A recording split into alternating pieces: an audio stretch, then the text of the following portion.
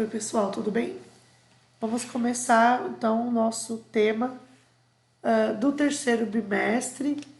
É um tema que eu particularmente gosto muito e que acredito que vamos ter aí bastante coisa para conversar. A apostila de vocês vai falar da Idade Média como sequência aí do que nós estávamos aprendendo. Vimos os egípcios, vimos os gregos, né? E um pouquinho aí sobre o teatro, né? E aí a gente entra na Idade Média.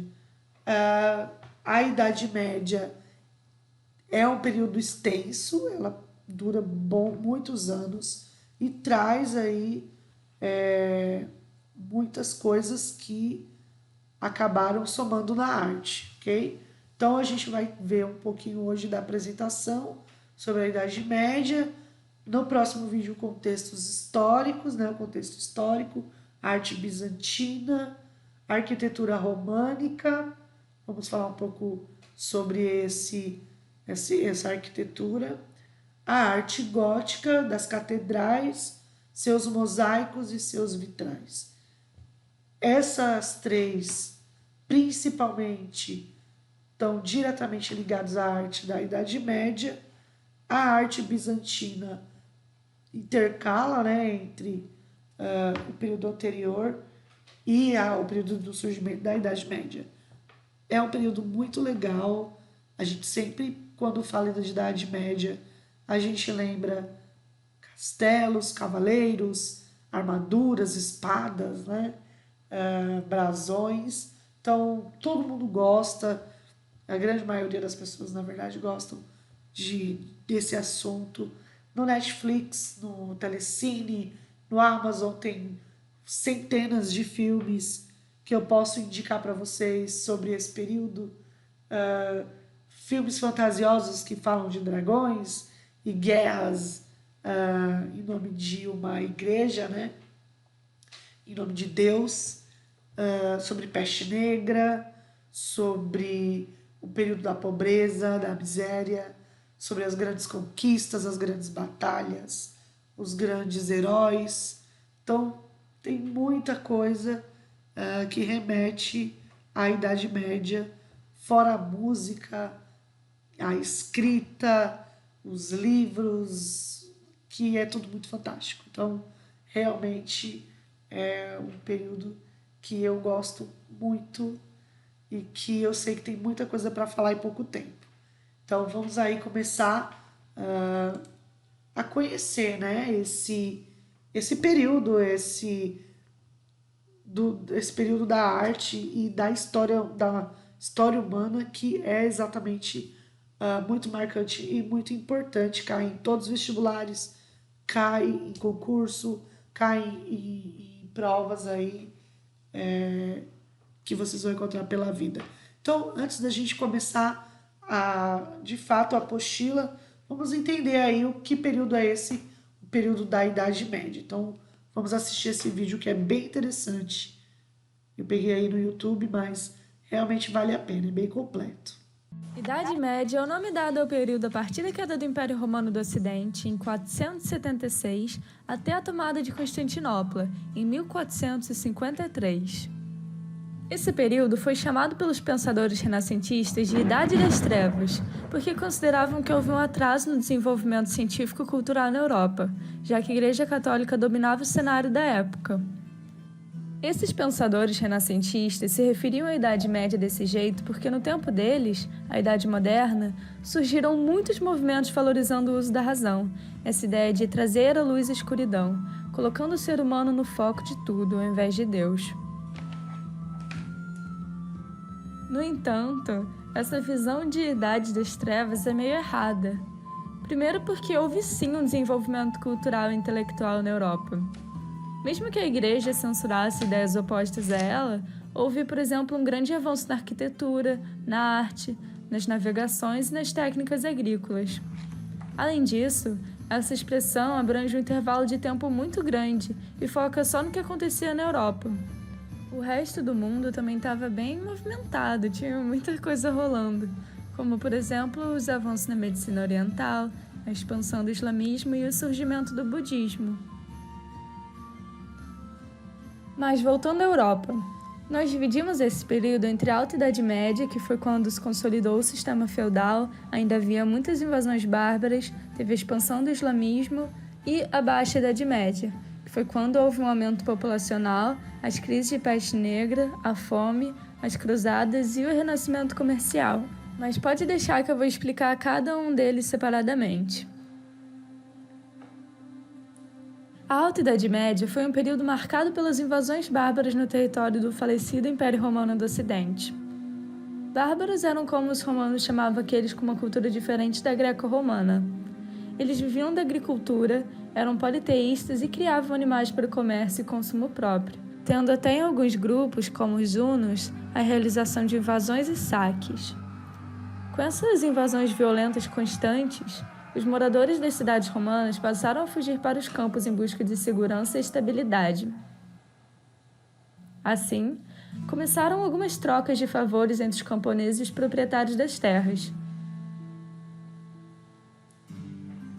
Os camponeses pagavam alguns impostos, entregavam parte da produção agrícola em troca de terra para plantar em um lugar seguro para se estabelecer. Essa relação deu origem ao feudalismo. Como parte desse sistema, existia a suzerania e a vassalagem, que era uma troca de favores entre dois nobres. O dono da terra, o suzerano, oferecia terras a um vassalo, em troca de proteção e apoio militar no caso de guerras. Essa relação era de igual a igual, não significava que um era superior ao outro, os dois eram nobres. No entanto, as pessoas que trabalhavam nessas terras, os camponeses, eram chamados de servos. Para morarem e trabalharem ali, eles tinham que pagar aos donos da terra um tributo. Essa relação de trabalho era chamada de servidão, porque os trabalhadores eram livres, porém ganhavam tão pouco e tinham que pagar tantos impostos que no final não havia possibilidade de juntar dinheiro e crescer na vida. Por isso, a sociedade da época era chamada de estamental. Sua classe social era definida pelo seu nascimento e não existia mobilidade social. Você que nasceu servo não teria como se tornar nobre ou rei. O único jeito de melhorar um pouquinho a sua situação seria talvez entrando para o clero, mas mesmo assim você nascendo servo nunca chegaria a um cargo muito alto na igreja. Pois é, a vida de servo não era fácil. Entre os impostos que eles deviam pagar, existia a corvéia, que era o trabalho gratuito na terra dos senhores durante certo número de dias. Havia também a talha, que era a obrigação de dar parte da produção agrícola para o senhor feudal. Por último, a banalidade, que era o pagamento de impostos para utilizar equipamentos e instalações do senhorio, como celeiros, fornos e moinhos. Então, vamos partir agora para a Baixa Idade Média? Ela foi marcada pelo renascimento das cidades e o surgimento de uma nova classe social, que no futuro ficou conhecida como burguesia. Tá, mas como que ela surgiu? Houve um avanço nas técnicas de agricultura, o que permitia um crescimento populacional e a produção de excedentes. Assim, começou-se a comercializar esses excedentes com reinos vizinhos ou viajantes. Pequenos artesãos, comerciantes e banqueiros passaram a se estabelecer nos burgos, que eram as muralhas dos feudos. Ali se concentraram muitas pessoas e surgiram comércios, corporações de ofício e bancos, o que resultou com o tempo em cidades. A igreja condenava a burguesia, porque eles praticavam a usura. O que era isso? Era um empréstimo de dinheiro com a aplicação de juros, assim gerando lucro. Tá, mas no meio disso tudo, onde entra a Igreja Católica? O cristianismo já era muito popular na Europa, tanto que em muitos lugares era uma religião obrigatória. A igreja se tornou a instituição mais poderosa da época. Ela tinha muitos bens, terras e influência. O que ajudou ela a se manter durante todo esse tempo foi a aliança com a política. Um exemplo claro disso foi o batismo do rei Clovis, o rei dos francos, um dos maiores feudos da época, pelo Papa, o que mostrou que ele buscava a aprovação da igreja sobre seu reinado. Como eu citei antes, a igreja controlava toda a produção intelectual e artística da época. Os únicos que sabiam ler e escrever eram os membros do alto clero e os monges, que se dedicavam a copiar e guardar os conhecimentos da antiguidade, principalmente dos gregos. Platão, por exemplo, influenciou muito Santo Agostinho e a filosofia medieval. Em questão de arte, eram os vitrais e a arquitetura das igrejas que explicavam a história de Jesus para o povo, já que os camponeses não eram alfabetizados e não entendiam nada de latim, a língua que as missas eram feitas. Mas vem cá, você sabe o que aconteceria se você discordasse da igreja, praticasse outra religião ou tivesse uma ideia que ameaçasse sua soberania? A Inquisição ia dar conta de você. Ela era um tribunal católico que perseguia, julgava e punia essas pessoas acusadas de desviar da conduta da igreja, que eram chamados de hereges. As penalidades iam desde a excomunhão, proibição de livros, até a queima na fogueira ou isolamento em masmorras. Esse foi o caso do astrônomo Galileu Galilei, que foi condenado por afirmar que a Terra girava ao redor do Sol, o heliocentrismo, e não o contrário, que a Igreja defendia. Recentemente, o Papa João Paulo II até fez um pronunciamento público pedindo desculpas pelas ações da Igreja durante esse período. Em 1905, a Igreja Católica, junto aos reis, incentivou as cruzadas. As cruzadas foram expedições militares com o objetivo de combater o domínio islâmico na Terra Sagrada, reconquistar Jerusalém e impedir o avanço dos árabes. Esses tinham se expandido muito ultimamente, conquistando até a Península Ibérica. A Igreja Católica também tinha interesse em se reaproximar da Igreja Ortodoxa, para que juntos pudessem combater os infiéis islâmicos. Apesar dos interesses religiosos, os econômicos também eram muito fortes. Os nobres desejavam conquistar terras no Oriente, e a burguesia buscava por novas rotas comerciais, facilitando posteriormente o comércio das especiarias, que foi um sucesso enorme. Porém, acabou que em questões religiosas, as cruzadas não deram muito certo, um dos motivos pelos quais o Islã domina o Oriente até hoje em dia.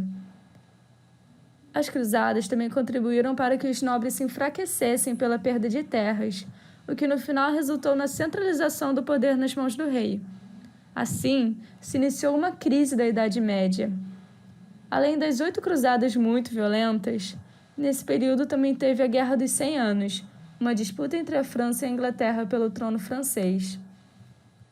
Quem ficou famosa por lutar nessa guerra foi a Santa Joana d'Arc, que foi morta na fogueira acusada de bruxaria.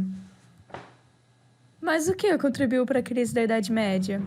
A peste negra, ou peste bubônica, era uma doença transmitida a partir da pulga do rato, tendo origem na Mongólia. Então, como que ela chegou na Europa?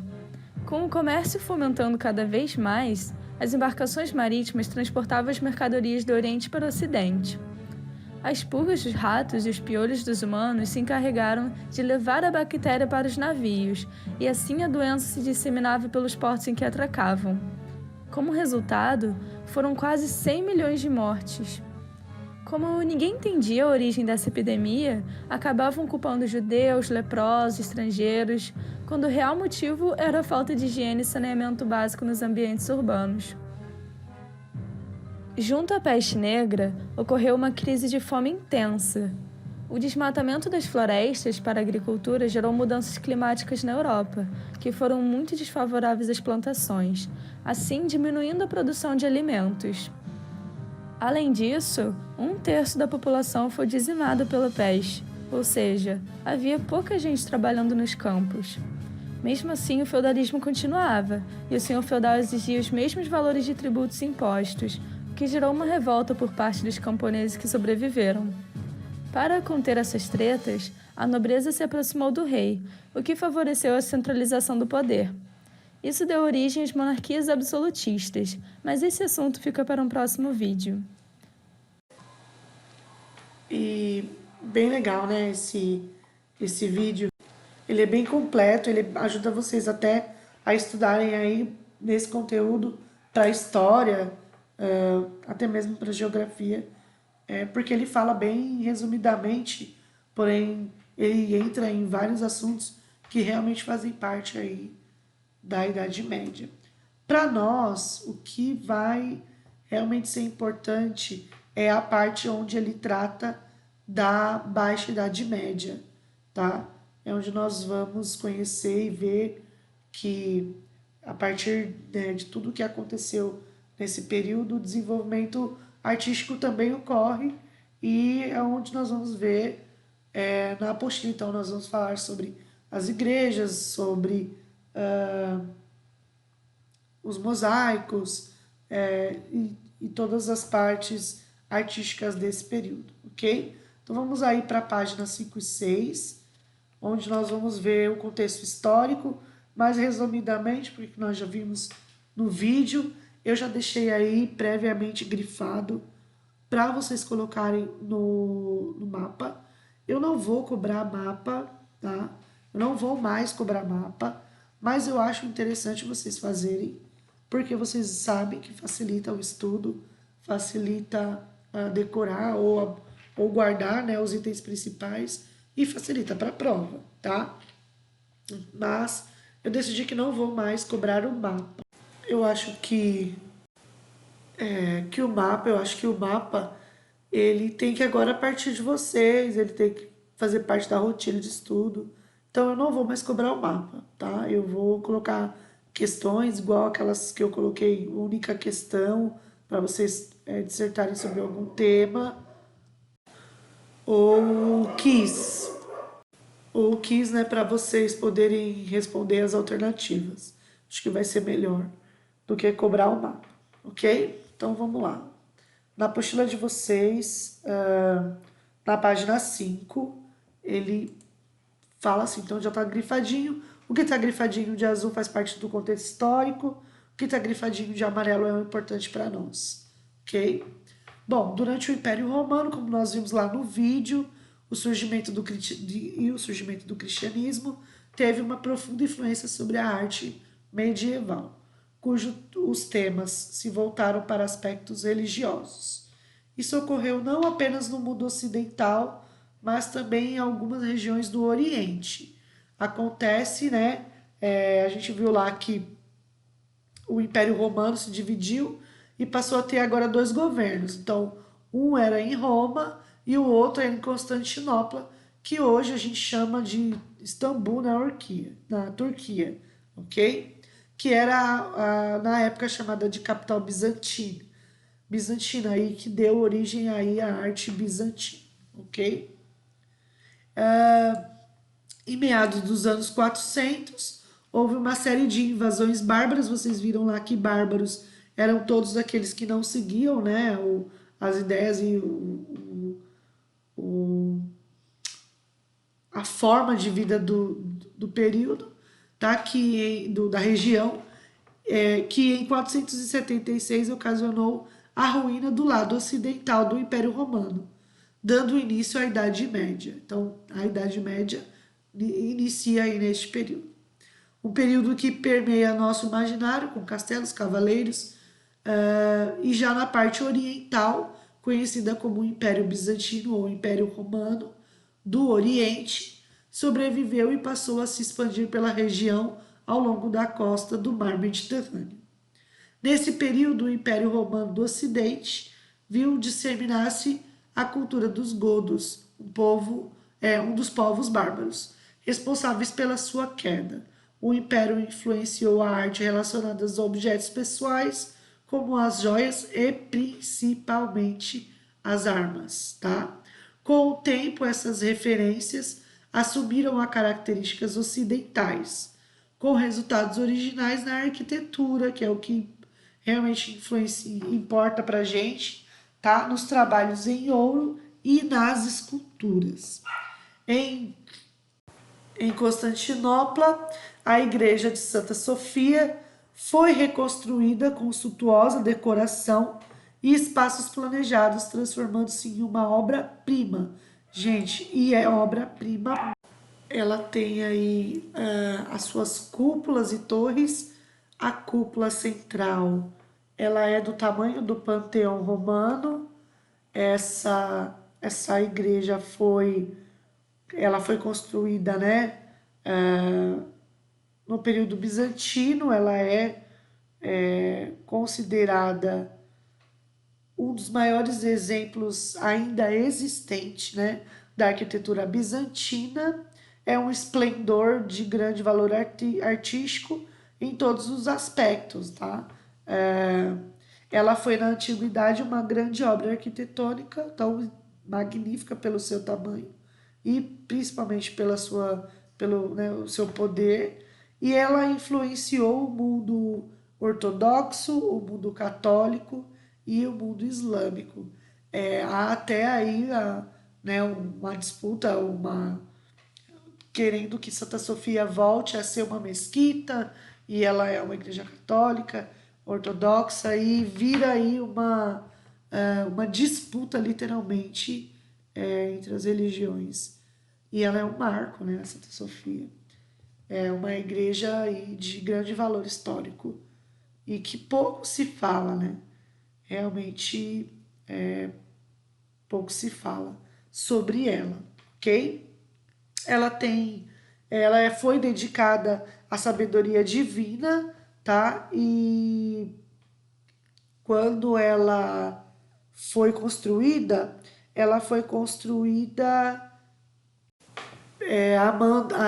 no reinado, né, do imperador Justiniano, ok? Aqui eu tenho a imagem dela do lado de fora, então tem a sua cúpula principal, né? Aqui as suas torres, e também tenho a parte de dentro da cúpula principal, para vocês terem aí uma ideia da magnitude que essa igreja do Império do Oriente ela é incrível realmente. É uma estrutura de encher os olhos quando você vê os detalhes, tanto de dentro quanto de fora dessa igreja. Ela é esplendorosa, ok? O período medieval, então vamos continuar aí. O período medieval deixou suas marcas na arte ao redor do mundo. Na arquitetura, por exemplo, tá? Isso daí tá na página 6, para vocês poderem acompanhar. Então, na arquitetura, por exemplo, há inúmeras ruas de grandes e pequenas cidades que ainda conservam o aspecto dos tempos medievais, como Paris, Barcelona, Madrid, Lisboa. Nós conseguimos ver essas arquiteturas medievais em praticamente toda a Europa, tá? Mas as ruazinhas de Paris, com as suas pedras, seus paralelepípedos, né? As ruas de Barcelona, como, por exemplo, a rua que está na página 6, que é a Rua do Bispo Irurita, no bairro Gótico, né? Barcelona. Temos as ruelas ali, principalmente ali no centro de Lisboa, onde tem a Rua do Imperador, né, onde tem a Rua do Comércio. Ali a gente também consegue encontrar essas ruas em Florença, na Itália, totalmente Idade Média, com as suas muralhas ainda erguidas, cidades inteiras, como por exemplo a cidade medieval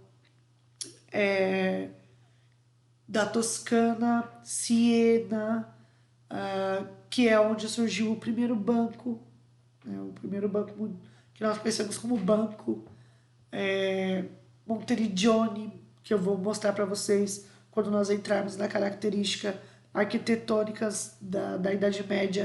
Eu vou mostrar para vocês uma cidadezinha chamada Monteriggioni, que fica na Itália, que ela é toda rodeada de muralha, as casinhas são as mesmas, a vilazinha, a praça é exatamente ainda do período da Idade Média, que foi onde o escritor italiano Dante Alighieri ficou exilado, ficou preso.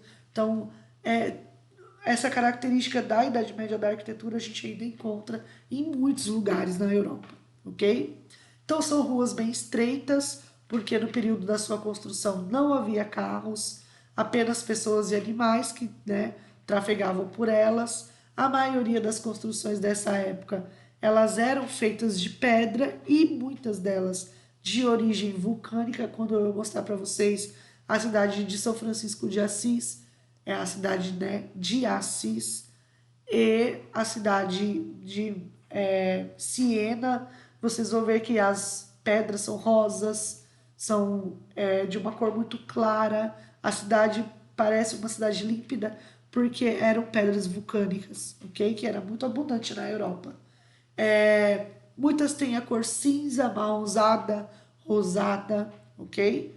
Por isso são comuns as casas e outras construções de tonalidades escuras. Isso também a gente vai ver quando nós formos ver as grandes construções de torre, principalmente nas cidades maiores, ok? Atualmente, a influência medieval pode ser vista em diversos outros aspectos arquitetônicos, como os arcos com pontas no centro, os elevados tetos das igrejas, principalmente das igrejas. Quem quiser ver uma construção influenciada na Idade Média, porque não é do período da Idade Média. O Brasil não viveu a Idade Média, tá? O Brasil não viveu a Idade Média. Quando o Brasil começou a se estruturar, na Europa já estava acontecendo o Barroco. Então, no Brasil, nós não tivemos a Idade Média. Porém, em São Paulo, a Igreja da Sé, a Catedral da Sé, ela é totalmente influenciada e construída baseada nas catedrais góticas da Idade Média. Então, é um exemplo bem próximo a nós, que nós, quando acabar a pandemia, né, nós podemos ir visitar, marcar um dia e juntos visitar uma catedral gótica, que é a Catedral da Sé. É bem legal. E se tivermos sorte de pegar o sol, a gente consegue ver a luz dos vitrais refletindo dentro da catedral. É uma das coisas mais bonitas que eu já vi na vida. Ver uma catedral toda escura, que foi projetada para ser escura, e a luz batendo nos vitrais e os vitrais iluminando dentro da catedral toda colorida. É realmente uma visão maravilhosa, muito legal. E a gente consegue encontrar essa influência, então, ainda nos dias de hoje, ok? Bom, pessoal, eu vou parar por aqui para não ficar muito extenso. Idade Média, nós temos muita coisa para falar, nós temos toda essa parte, ainda vou entrar mais no contexto histórico. Aqui ainda vou mostrar para vocês os burgos, como eram as vilas medievais, né? As vilas muradas medievais. Tem muita coisa aí para a gente falar e para a gente ver. Então, nos vemos no próximo vídeo. Não esqueçam de fazer o mapa mental, mesmo eu não cobrando, mas para você poder estudar, porque nós vamos ter muito assunto. E vocês sabem que eu só tenho prova bimestral, então cai tudo, né? Não tem como separar. Então, um beijão, pessoal, e até a próxima.